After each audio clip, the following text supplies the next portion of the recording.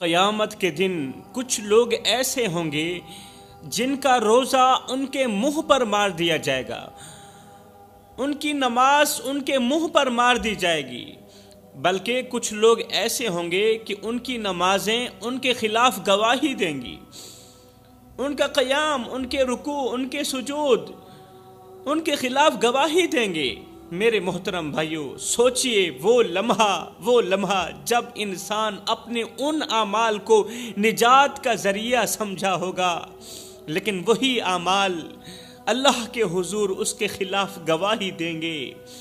یہ کتنا خوفناک منظر ہوگا۔ انسان نے یہ سوچا ہوگا کہ یہ وہ اعمال ہیں جو آج میری بخشش کا ذریعہ بنیں گے، آج میری مغفرت کا ذریعہ بنیں گے، آج قیامت کا دن ہے، نفسا نفسی کا عالم ہے، ہر بندہ ہائے ہائے کی پکار رہا ہے۔ مگر سوچئے وہ لمحہ جب انسان اپنے ان اعمال کو نجات کا ذریعہ سمجھے گا، لیکن وہی اعمال اللہ کے حضور اس کے خلاف گواہی دیں گے، اس کی نماز اس کے خلاف گواہی دے گی، اس کا روزہ اس کے خلاف گواہی دے گا، اس کا ہر ایک چھوٹا بڑا عمل اس کے خلاف گواہی دے گا۔ یہ کتنا خوفناک منظر ہوگا، یہ کتنا خوفناک منظر ہوگا کہ ہم نے زندگی بھر روزے رکھے۔ بندہ سوچے گا اللہ میں نے زندگی بھر روزے رکھے، نمازیں پڑھیں، نیکیاں کی، مگر وہ سب کچھ میرے خلاف ہو گیا۔ میرے محترم بھائیوں، آج کا بیان سننے کے بعد آپ کے دل کی دنیا ہل کر رہ جائے گی، کیونکہ یہ بیان ہر اس شخص کے لیے ایک سخت وارننگ ہے جو اپنے اعمال کو بہت کچھ سمجھ کر غافل ہو چکا ہے۔ اس لیے گزارش ہے کہ آج کا بیان ضرور سنیں اور دل کے کانوں سے سنیں۔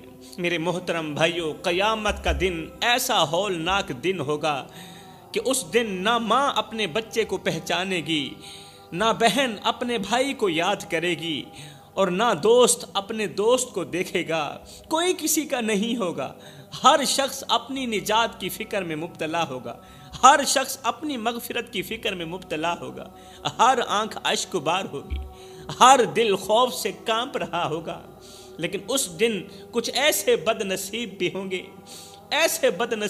ہوں گے جن کا روزہ ان کے منہ پر مار دیا جائے گا، جن کی نماز ان کے خلاف گواہی دے گی، جن کے نیک اعمال خود ان کے دشمن بن جائیں گے۔ بتاؤ ان کے پلے کچھ رہ جائے گا؟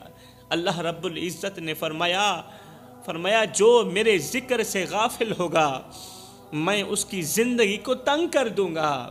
اللہ کا فرمان ہے میرے محترم بھائیوں، اللہ فرماتا ہے جو میرے ذکر سے غافل ہوگا میں اس کی دنیا بھی تنگ کر دوں گا، میں اس کی آخرت برباد کر دوں گا، اور قیامت کے دن اسے اندھا اٹھاؤں گا۔ اللہ اکبر! سوچنے کی بات ہے، کہیں ہماری نماز، ہمارا روزہ، ہماری نیکیاں بھی اس طرح ضائع ہونے والی تو نہیں ہے میرے محترم بھائیوں۔ اس دن کوئی بہانہ کام نہیں آئے گا، کوئی سفارش نجات کا ذریعہ نہیں بنے گی، بس خالص نیت والے ہی کامیاب ہوں گے اور بد نیت والے ناکام ہو جائیں گے۔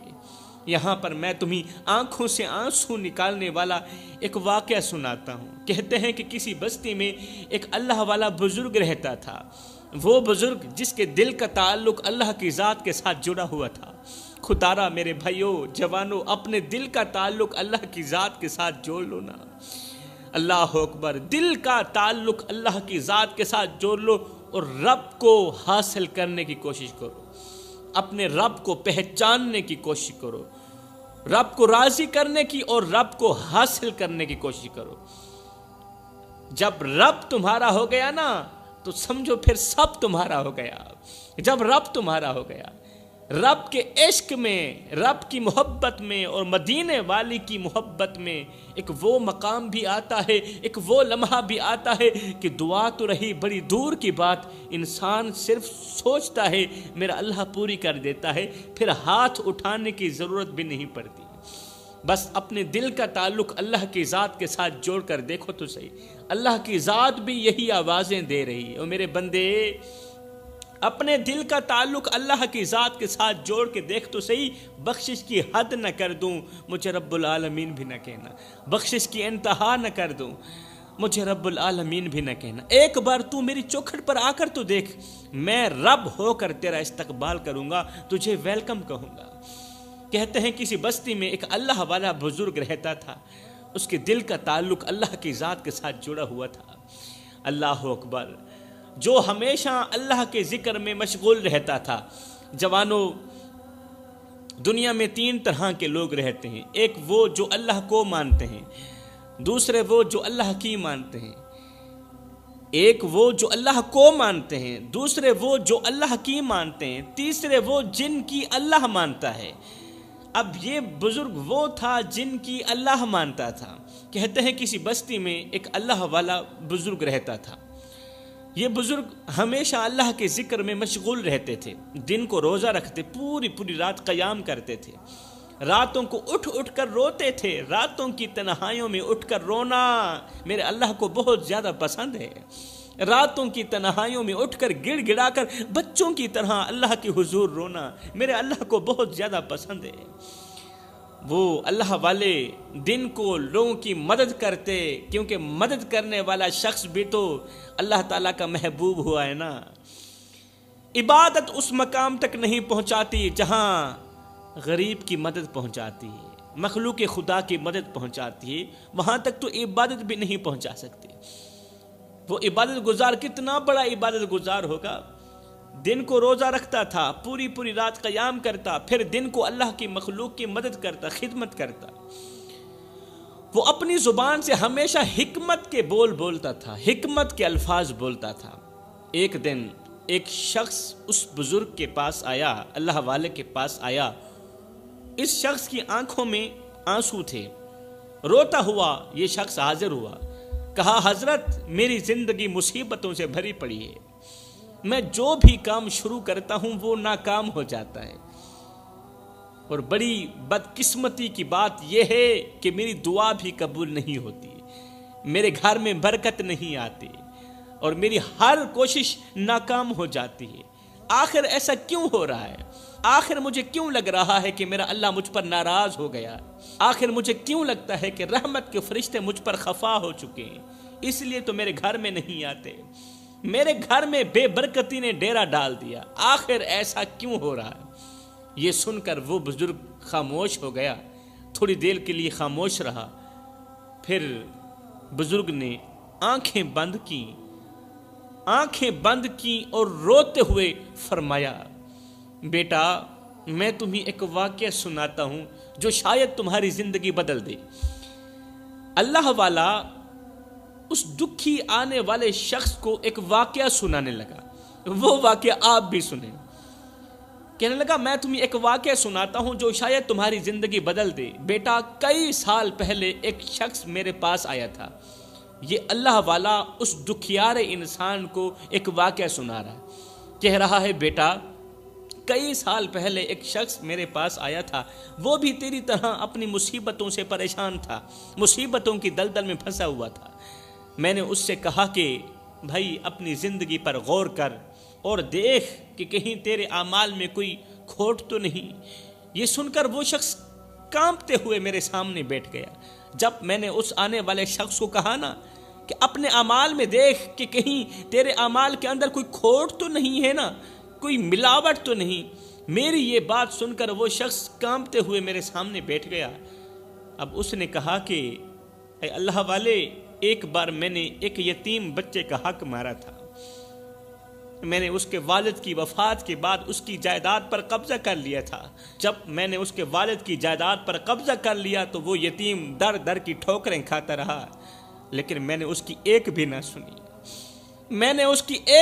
سنی۔ ہائے، یہ کہتے ہوئے بزرگ نے ایک سرد آہ بھری اور ساتھ ہی روتے ہوئے فرمایا، بیٹا وہ شخص جس نے یتیم کا حق مارا تھا وہ کوئی اور نہیں تھا بلکہ وہ میں ہی تھا۔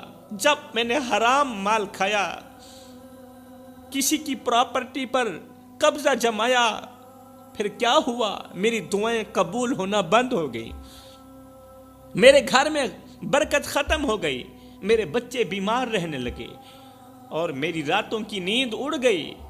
میں نے توبہ بھی کی، صدقہ بھی دیا، مگر وہ اندھیری راتیں میرا پیچھا نہ چھوڑتی تھی، میں ہر وقت پریشان رہنے لگا۔ ہر وقت مجھے ایسا لگتا تھا کہ میں مصیبتوں کی دلدل میں پھنستا چلا جا رہا ہوں، پریشانیوں کی دلدل میں پھنستا چلا جا رہا ہوں۔ ہائے، یہ کہہ کر بزرگ پھوٹ پھوٹ کر رونے لگا۔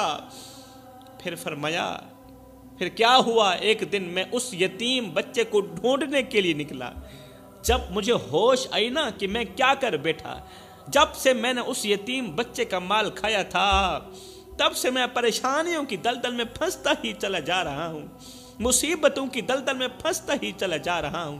میں نے اس ایک یتیم بچے کو پریشان کیا، اللہ تعالیٰ نے میرے تمام بچوں کو بیماریوں کی دلدل میں پھنسا دیا۔ جب میری ہوش ٹھکانے پر آئی تو ایک دن اس یتیم بچے کو ڈھونڈنے کے لیے میں نکلا۔ کئی سال اس یتیم بچے کو ڈھونڈتا رہا۔ کئی سال کی تلاشی کے بعد آخرکار وہ مجھے ایک ویران سے کچے مکان میں مل ہی گیا۔ ویران سا مکان تھا اور کچا سا مکان تھا، کمزور سا بدن، آنکھوں میں آنسو اور چہرے پر پریشانی کے آثار تھے۔ میں جاتے ہی اس کے قدموں میں گر گیا، اس بچے کے قدموں پر گر گیا۔ میں نے معافی مانگی، میں نے کہا بچے مجھے معاف کر دے، معاف کر دے، میں تیرا مال تجھے واپس کرنے آیا ہوں۔ میں نے اپنی ساری دولت اس بچے کو دے دی، ساری دولت اس بچے کے حوالے کر دی اور اللہ سے خوب توبہ کی، پختہ توبہ کی۔ اللہ، آئندہ کسی بچے کا مال نہیں کھاؤں گا، کسی کا مال ہڑپ نہیں کروں گا۔ اللہ نے اپنے کرم کے صدقے میری دعا کو قبولیت کا شرف عطا کیا۔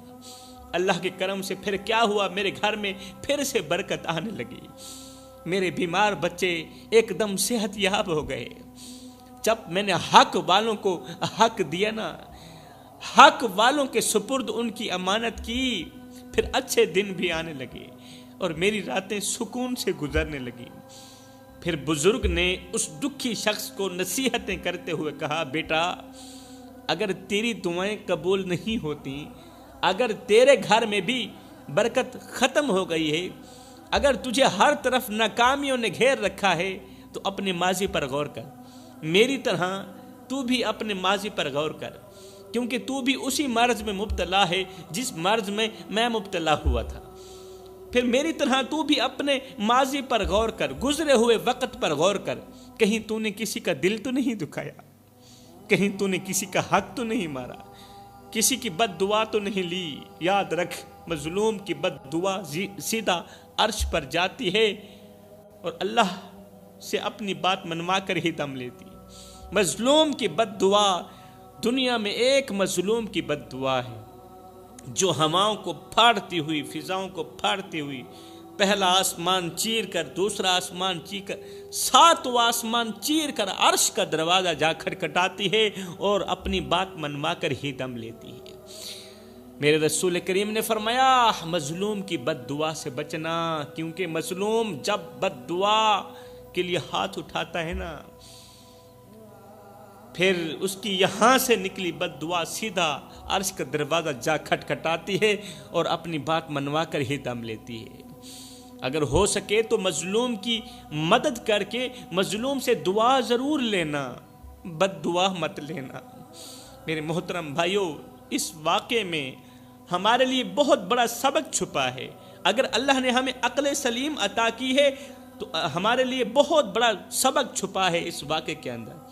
اگر ہماری زندگی میں مشکلات ہیں، پریشانیاں ہیں، اگر ہماری دعائیں قبول نہیں ہوتی، اگر ہر طرف سے پریشانیوں نے ہمیں گھیرا ہوا ہے، تو اپنے اعمال پر غور کریں، اپنے ماضی پر غور کریں۔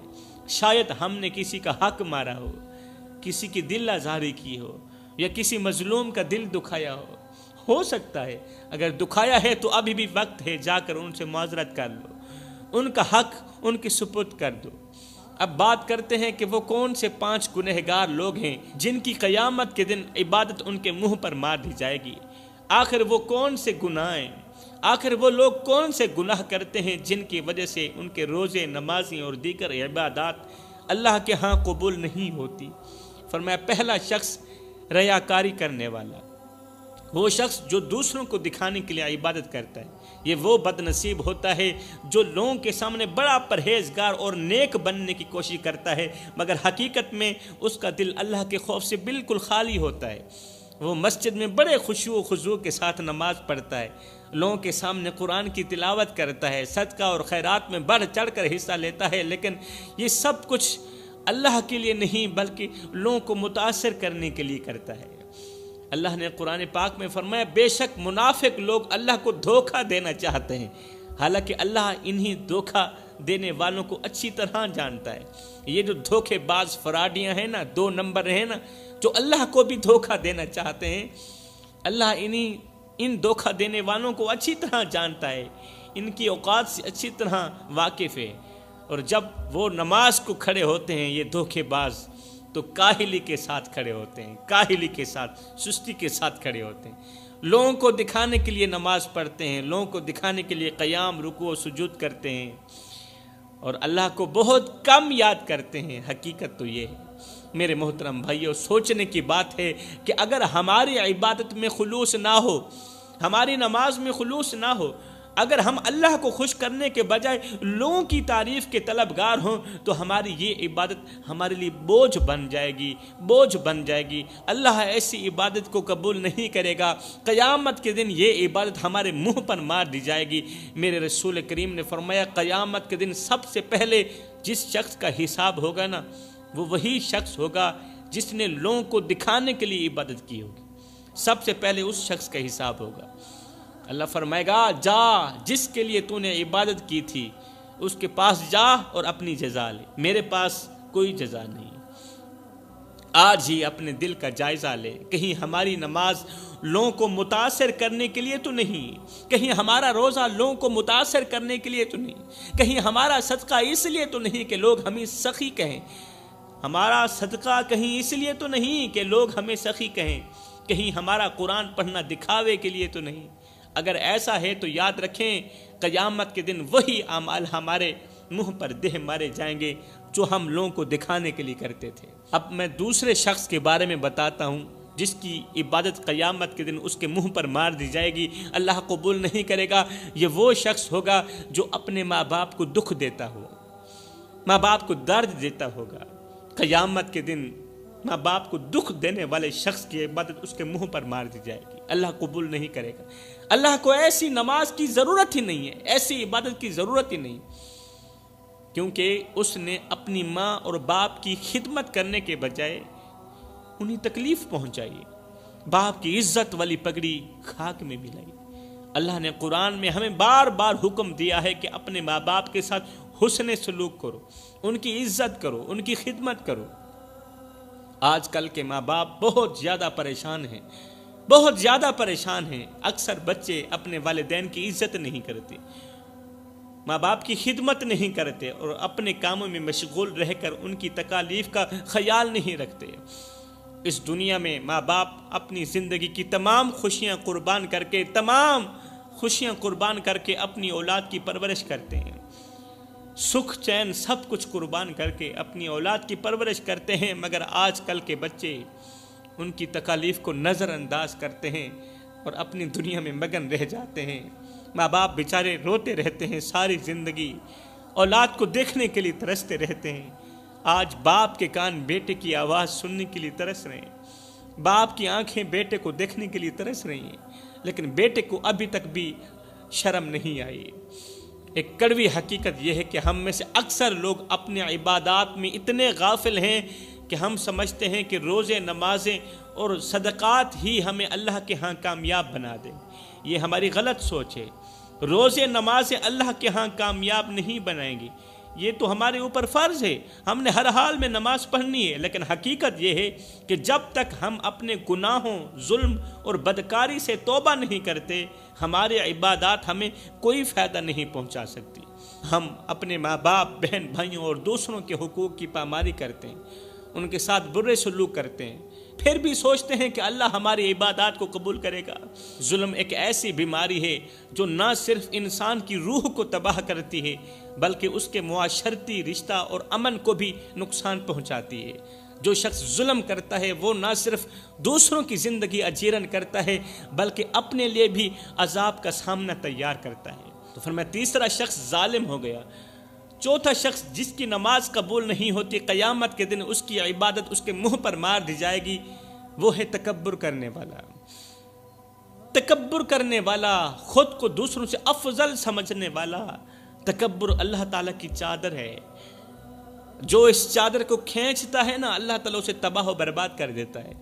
میرے رسول کریم نے فرمایا صحابہ سب کچھ کرنا، تکبر مت کرنا، میں مت کرنا۔ تکبر نیکیوں کو اس طرح کھاتا ہے جس طرح آگ لکڑیوں کو کھاتی ہے۔ تو فرمایا پانچواں گناہ اللہ کے ساتھ کسی کو شریک ٹھہرانا، شرک کرنا۔ فرمایا شرک کرنے والے کی عبادت بھی قبول نہیں ہوگی۔ تو فرمایا سب کچھ کرنا، یہ 5 گناہ نہ کرنا۔ اگر یہ 5 گناہ کرو گے تو یاد رکھنا تم تباہ و برباد ہو جاؤ گے، تم اجڑ جاؤ گے، نہ دنیا کے رہو گے اور نہ ہی آخرت کے رہو گے۔ میں دعا کرتا ہوں اللہ ہمیں ان 5 گناہوں سے جلد از جلد توبہ کرنے کی توفیق عطا فرما۔